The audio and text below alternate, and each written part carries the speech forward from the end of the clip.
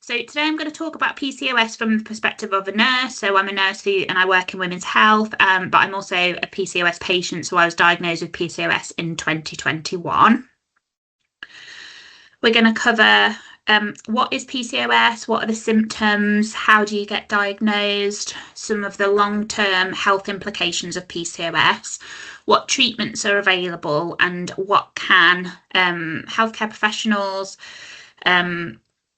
researchers and patient advocates do to help raise the profile of this condition and support patients who suffer with it. So to start with, what is PCOS? So it's a complex endocrine and metabolic condition which involves hyperandrogenism.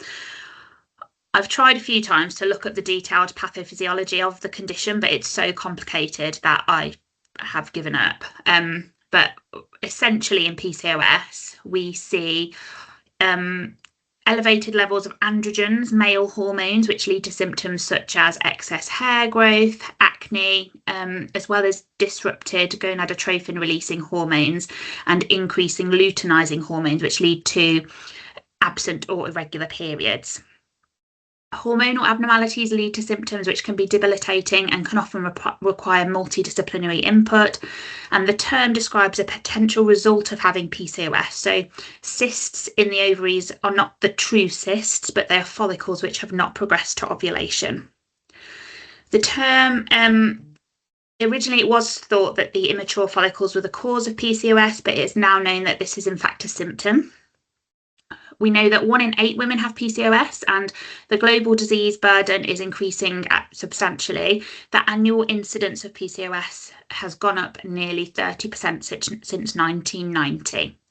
Some research shows that women from the global majority are more likely to be affected, and research on epidemiology is challenging due to differing diagnostic criteria across the world. There are some people diagnose it in different ways and using different methods. The root cause is unknown, however, there does seem to be a genetic component.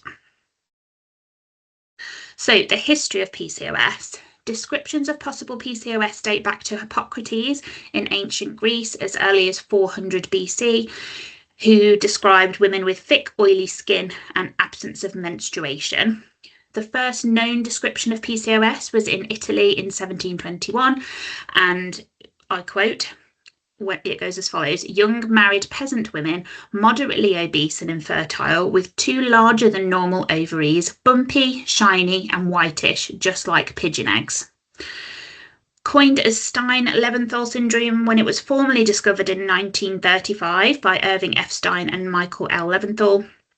They published a report linking polycystic ovaries to hirsutism, infertility and lack of periods, and this was at the point when it was acknowledged to be a result of endocrine dysfunction and not specifically just a gynecology problem.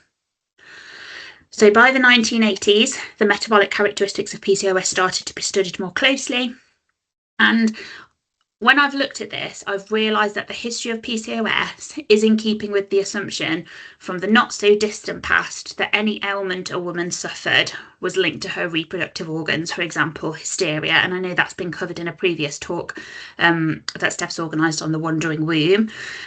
So it really is in keeping with the way that things have been. Talking about symptoms, so symptoms usually start in adolescence, but they can develop later in life. Symptoms include irregular periods or no periods at all, irregular ovulation or no ovulation at all, reduced fertility, difficulty becoming pregnant, unwanted facial or body hair, which is also known as hirsutism, oily skin and acne, acanthosis nigricans, which is sort of brown velvety patches of hyperpigmentation which can develop under the arms or in the groin. Thinning hair or hair loss from the scalp, so you get hair in places that you don't want it, but you lose hair on your head where you do hopefully want it. Weight and metabolic problems is also a big symptom, so being overweight, rapid weight gain, difficulty losing weight, insulin resistance, which is when the insulin produced by the body is of poor quality, therefore blood glucose levels increase and the body has to produce more insulin to try and control that symptom. And also depression and mood changes come into it quite strongly, and we'll talk a little bit more about that later in the presentation. Looking at diagnosis. So diagnosis is done using the Rotterdam criteria in the UK. So that means that 2 out of the following 3 criteria must be met. The 3 criteria are irregular or no periods, excess androgens, which is measured by a blood test, and polycystic ovaries, which are identified on an ultrasound scan. NICE recommend a certain amount of bloods, including testosterone, sex hormone binding globulin, luteinizing hormone, follicle stimulating hormone, prolactin, thyroid stimulating hormone, and blood sugar levels, just because there is a strong correlation between PCOS and diabetes. Differential diagnosis include thyroid conditions, hyperprolactinemia, congenital adrenal hyperplasia, and Cushing's disease. The referral pathway varies depending on where you live. So me personally, I'm lucky enough to live in an area where there is a joint gynecology endocrinology clinic once a month, and the leading consultant for the appointment depends on required treatment. I found that a really useful part of my treatment when my PCOS was quite unstable, because I had questions about the gynecology aspects of it, as well as the endocrinology and metabolic aspects of it. So those questions were all able to be fully answered by the consultants who were in the room. I did have to wait over 12 months for that appointment, but that's actually not too bad, and it's not unheard of. It's still not okay, but I did still feel quite lucky. I began having symptoms in 2020 and was diagnosed in 2021. And then I had an appointment with a specialist in 2022. So relative to a lot of people who are diagnosed with PCOS, this is quite a quick diagnosis pathway compared to other areas of the country. Whether that was because I work in women's health, so I was able to provide professionals with information that I had a good awareness of due to my job, whether it was because I had an appointment with a GP who really cared and was able to do a referral as soon as possible. I'm not sure why I had such quite a good experience during that part of my pathway, but I did, and I'm really, really grateful for that. And just a note on when I developed symptoms of PCOS. I'm going to mention this a bit more when it comes to mental health, but what triggered my PCOS symptoms was actually when I was put on an antidepressant called mirtazapine, and a side effect of mirtazapine is weight gain, and then the weight gain led to my PCOS symptoms, which then contributed more to my weight gain, and we got into a really vicious cycle with it. So something I just always try and sort of advise people when anyone's starting medications is to just really think about the effects that those medications can have on all areas of somebody's life, just because it can really start off a process, particularly with conditions like this. So some of the long-term health implications. PCOS comes with many serious long-term health implications. So type 2 diabetes, primarily due to insulin resistance, heart disease, so high LDL, which is bad cholesterol, low HDL, which is good cholesterol, as well as hypertension, so high blood pressure. Endometrial cancer. So due to absent or irregular periods, the lining of the womb doesn't shed and actually increases in thickness, leading to an increased risk of abnormal cells and endometrial cancer. Problems in pregnancy and postnatally, such as gestational diabetes, hypertension, preeclampsia, preterm birth, instrumental vaginal delivery, cesarean section, and your baby needing to be admitted to the NICU. Miscarriages can be more prevalent with PCOS, with some sources citing that early pregnancy is 3 times more likely to end in miscarriage than with somebody who doesn't have PCOS. Mental health is a big concern, as we've touched on, for many people who suffer with PCOS. So this is particularly around sleep problems, depression, anxiety, body image, and eating disorders. And also to mention, PCOS is a condition which continues postmenopausally, because a lot of the underlying factors are outside of the reproductive system of the body. So unfortunately, you don't sort of go through menopause and think, oh, thank God, I'm done. It does carry on. So moving on to treatment options. There's no cure for PCOS, but treatment is aimed at managing symptoms. So management options are often based around weight management or fertility. There isn't many other options apart from those two things. So when I attended my first consultant appointment, I was asked, what do you want to focus on, losing weight or getting pregnant? And it felt a little bit reductive and it didn't feel great, but it is what it is. And I didn't want to have a baby at that point. So I said, oh, losing weight. So that's the route that we went down. Contraception can be a really good way of managing PCOS symptoms, whether that's post-diagnosis or whether that is while somebody's waiting to see a specialist. So the combined pill or the patch can treat acne, hirsutism and alopecia, as well as inducing regular bleeds to keep the lining of the uterus thin.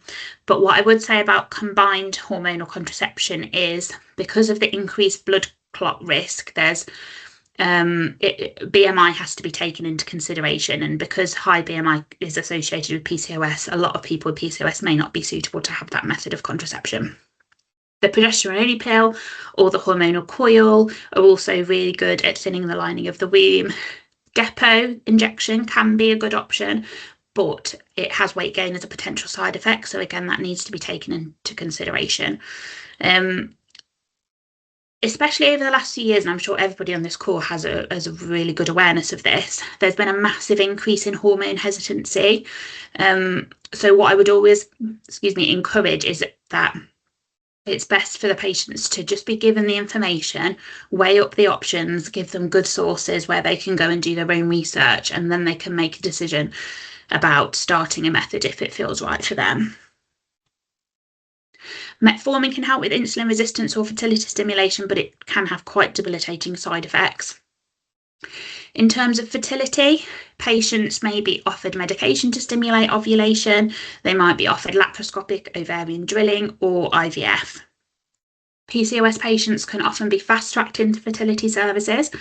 So, for example, in my area, if someone has been trying to get pregnant for 6 months with no success and they've got a diagnosis of PCOS, they can be referred into fertility, whereas usually the wait is about 1 to 2 years. So hirsutism can be treated topically with or with anti-androgen medications such as spironolactone. So I've been on spironolactone in the past, found it really helpful, but you do often need sort of kidney blood tests just to keep an eye on that because it can affect your kidneys. So acne treatment, this can be a topical cream, oral antibiotics, or something stronger, which is called isotretinoin or Accutane. So isotretinoin can only be prescribed by dermatology because it's such a strong drug and has such serious side effects with regards to sexual health and mental health. So at least 2 forms of contraception must be used whilst taking it. I tried a number of antibiotics over a period of months and years for my skin and was eventually referred to dermatology, which was absolutely amazing. It literally just worked really quickly and was one of the best things that I've had for my symptoms. Orlistat or GLP-1 medications can be really useful in conditions like PCOS. They have side effects which can be very unpleasant, and particularly with things like Mounjaro, there are barriers to access due to the cost of them. Verity, the PCOS charity, have had 2 really, really useful webinars to discuss PCOS and GLP-1 medications in detail. And those webinars are approached extremely compassionately and non-judgmentally, and they're free to access. So if anybody's interested in those, I would really recommend them. Mental health is often the thread that connects all elements of PCOS, from fertility to weight management to problems with hair growth, acne, and it must be taken really seriously. Part of that is, as I've already mentioned, use of drugs like mirtazapine, which is known for causing an increase in appetite and weight gain, which could then exacerbate PCOS symptoms and make the person's mental health overall worse. So it's just about taking that into consideration if that patient needs support with their mental health. And then the other thing is there's supplements that you can buy. And I think women who suffer with PCOS are actually a really vulnerable market when it comes to the commercialization of supplements and medication. And there isn't a lot of evidence for many of the things that are sold. But I would say that inositols are supplements which belong to the vitamin B complex group, and they have really been shown to have positive effects for PCOS patients. So they influence menstrual regularity, they improve the metabolism of carbohydrates, and also they can improve the hyperandrogenic symptoms of PCOS, so hair growth, acne. They are getting good quality ones isn't cheap, so again, there's an access consideration, but they are one of the only supplements that have been shown to be well evidenced in terms of PCOS.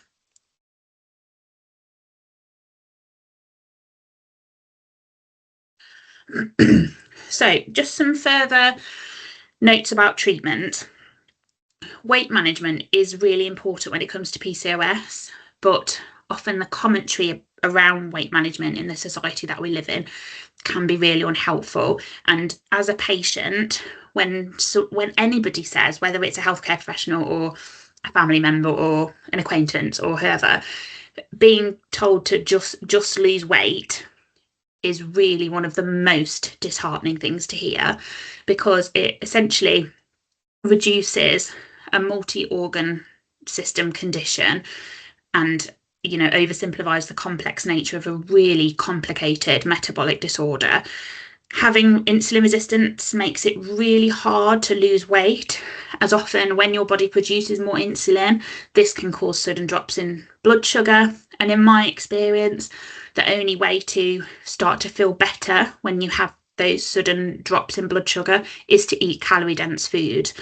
So again, you're just getting into that cycle of being absolutely starving, like you're going to faint, but then obviously thinking, oh God, I need to be watching what I'm eating. So it's really, really, really challenging. I think there are some helpful recommendations when it comes to PCOS and weight management, but eat less and move more is not one of them. I think specific recommendations really need to be focused on when it comes to things like this. So I've tried a number of dietary changes, all of which worked for a while, but were not sustainable. Most of them made me quite miserable. So keto, low carb, low GI diets, they're really good for managing insulin resistance. But the level of restriction that you experience when you can't eat any carbs is really challenging to maintain if you want to have a good social life, or if you want to enjoy a variety of foods. That can be really difficult. So I've needed to try different things. I still haven't got it completely right, but things that I've found really helpful are eating little and often. So if I'm really struggling with hunger, often I'll have I'll have my meals, but I'll have smaller meals, and then I'll have snacks in between and just pace myself throughout the day and make sure I've got something on hand for busy days when I might not necessarily think to eat. So my go-to is usually a packet of plain digestive biscuits. I have tried to move away from cutting things out of my diet and actually looked at what I can add in to hopefully make sure that my diet is much more balanced. Things that are really helpful for PCOS that I've found nice to eat are things like nuts, seeds, smoked salmon. And I've been a member of countless gyms, and I've now realised that the gym is not for me. I hate the gym. Some people really like the gym, and that's great, but it's just not for me. It's just a waste of money. So for me personally, I found exercise that I enjoy through an organisation called Back to Netball. So it holds friendly netball sessions and matches for anybody who played at school and wants to try it, or that sort of thing. And that has just really helped me, and I actually enjoy going to that, which is the best thing that you can do if you're wanting to find exercise that is good for you. So exercise can help your body's response to insulin, and focusing on the non-weight related benefits to exercise, such as improved mood, that's a really good place to start as well.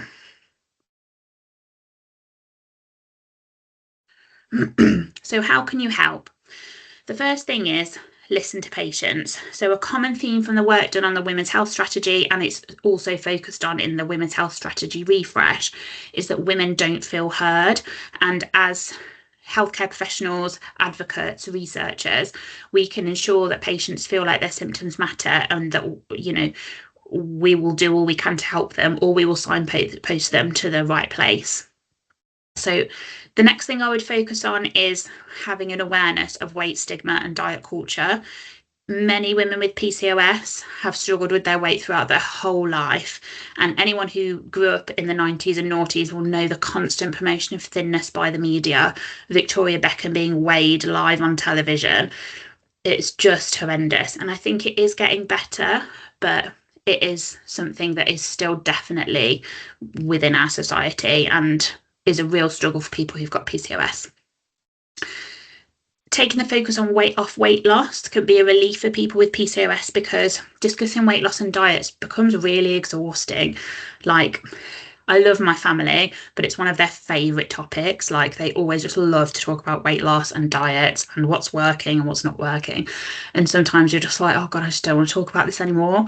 So there are lots of other symptoms of PCOS which can also be really debilitating and deserve to be discussed that aren't to do with weight. Women may have been dismissed when they've raised concerns about weight gain with a clinician before because of the complicated relationship that PCOS has with weight. So excess weight can be both a cause of symptoms, but it can also be a symptom in and of itself, and it can be really challenging in that way. I would advise to, if it's appropriate, get to know your local referral pathways. This varies hugely. So in some areas, PCOS sits under endocrine. In some areas, it's gynecology, or a combination of both. If there is a specialist PCOS service in an area, which sometimes there isn't. Manage patient expectations regarding wait times. So give advice on how symptoms can be managed whilst a patient is waiting to be seen by a specialist. Is hormonal contraception something that the patient would consider to manage their symptoms in the meantime? Are there any supplements that they'll be willing to try? Are there any specific dietary changes they could make which could be helpful? Advocate for PCOS patients and escalate any concerns within your service. So if you're noticing that patients who are waiting excessive amount of time for a specialist appointment, or you have patients who are coming to you and say, well, I've spoken to 6 different GPs about this and nobody's taken my concerns seriously, then that's an opportunity to educate people within your service just to make sure that they understand the local referral pathways and how they can support their patients. PCOS can often be seen as so complex that good service provision is difficult to maintain because of how challenging and how many different multidisciplinary teams need to be involved sometimes. PCOS specialist nurses are few and far between, and if you run a service and you think, or you're involved in leading a service and you think that this could be good for your trust or service, this is definitely worth exploring, because the amount of different specialties that are sometimes involved in supporting a PCOS patient, having a PCOS specialist nurse to coordinate that care can actually be really useful. And then the final thing I would say on this slide is be aware of any barriers to accessing specialist care locally. So in some areas, there may not be a PCOS service, but there should be some way for you to refer somebody whose PCOS is really difficult to control and you need specialist advice on. And also communicate this with patients. If there isn't a PCOS specialist service, just let the patient know that, but that you'll do your best to try and find somebody to refer them to so that they get the help that they need. So what does the future look like for PCOS? There is a name change on the horizon. It's been coming for quite a few months. And it's hopefully going to include endocrine and or metabolic, because that highlights the multi-organ effects that PCOS has.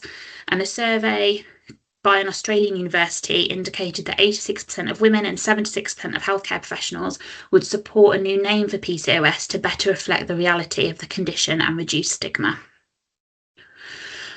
So Verity UK have led a James Lind Alliance priority setting partnership in PCOS. And several research priorities have been highlighted, including optimal and accessible care pathways, improving knowledge of UK clinicians, how ethnicity affects the experience of the condition and diagnosis, subtypes of PCOS, and supporting the mental health of women with PCOS.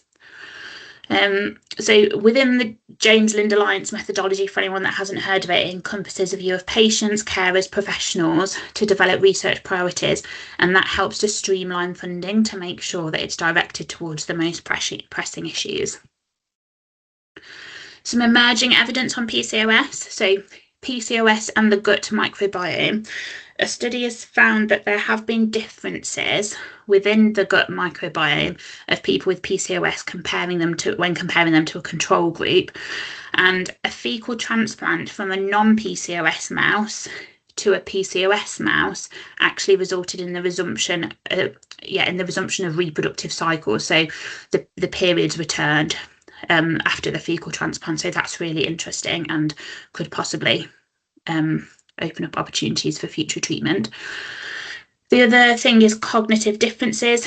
So brain imaging showing that people with PCOS have an increased amount of white matter in their brain, and that can indicate health issues like cognitive decline, balance problems, and increased risk of stroke. So that's quite a significant finding. And then the other thing is, which I think is something that's been discussed recently at the PCOS APPG, is diagnosis and monitoring of PCOS symptoms in adolescents.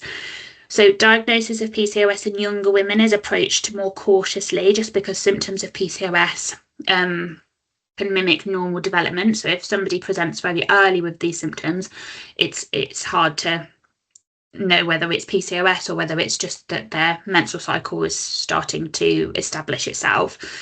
So it's advised that diagnosis is delayed until after the established sort of regular cycle or a regular pattern of cycles for that person. However, if PCOS is suspected in younger women, then it's really good practice to monitor that young person and to make sure that they're followed up and have repeat testing when they're older, because if they have got PCOS, then the sooner it's diagnosed, the better for that person. This will improve long-term outcomes. So further work is needed in all of these areas and more. I'm particularly interested in the coordination of care when it comes to PCOS, because me personally, so I've been under dermatology, sexual health, endocrine, gynecology, and then if I go on to have a pregnancy, then I'll be consultant led in that sense. So I think the coordination of all those different specialties is something that for somebody who doesn't have a background in healthcare or who isn't aware of how these systems work can be really overwhelming, can be really difficult to navigate. So like I said before, I think the role of a PCOS specialist nurse is something that could be really valuable in the future. So these are my references and resources.